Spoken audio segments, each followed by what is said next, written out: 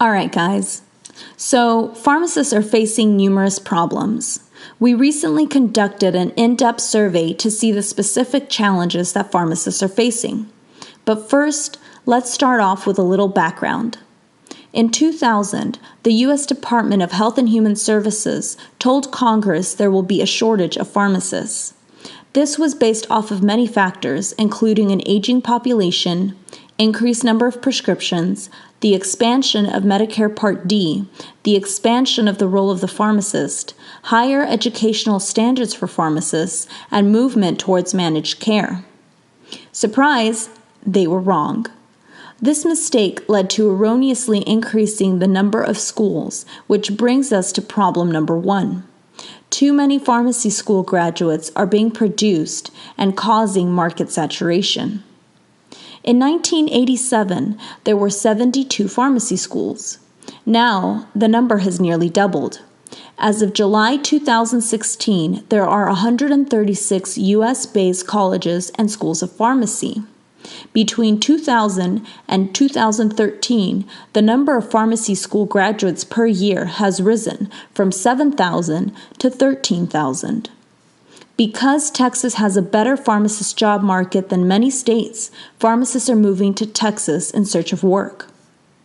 Problem number 2 is that economic factors and financial decisions are impacting pharmacists by causing reduced staffing and increased volume expectations. This can ultimately decrease quality of patient care from fatigued, overworked pharmacists. Problem number 3. Lack of recognition by employers, other providers, and the public is a significant concern.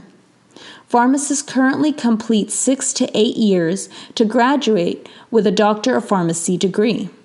There's even post-graduation opportunities for pharmacists, such as residency or fellowship. Heck, that's up to 10 years before starting to practice.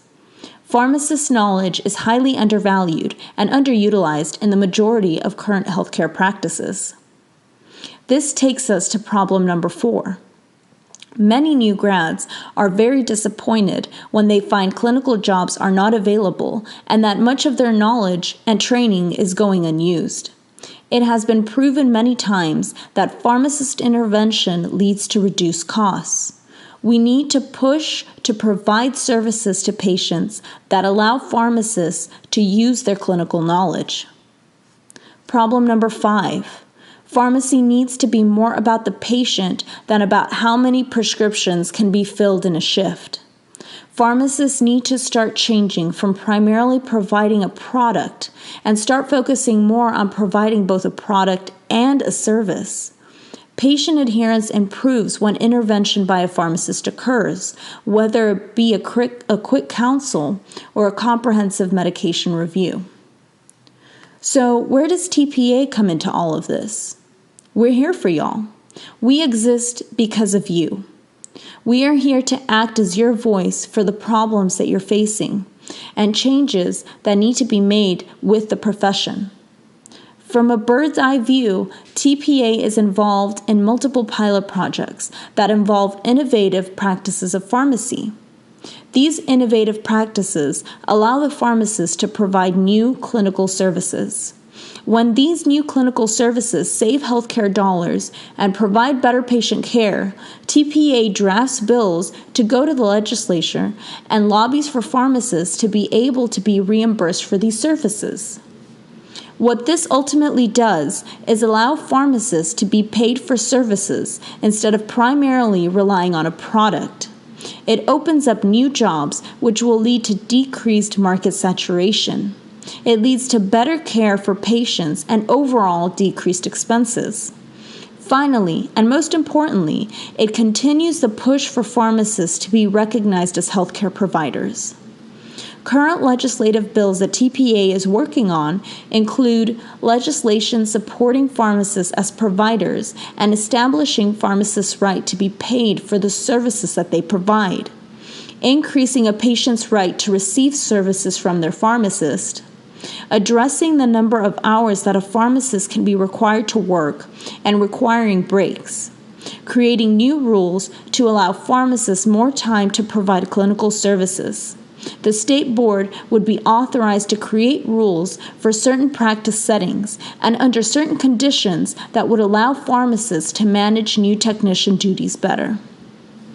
Currently, only 4% of pharmacists in Texas are members of TPA, when membership is only 53 cents a day.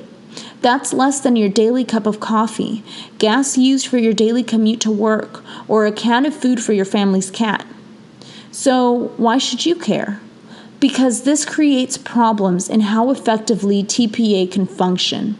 It's difficult for politicians to acknowledge TPA's political agenda when we represent such a small number of pharmacists in Texas. Put simply, numbers represent votes for our elected officials, which means political power. Without you, our odds of passing legislation important to you drastically decreases. Less members also means that TPA has less money to put into lobbying or funding pilot projects. If you are not deciding your future, someone else is, whether it be pharmacy benefit managers, employers, or other providers. All in all, it's time we work together to advance one of the country's most trusted professions. For more info, visit texaspharmacy.org.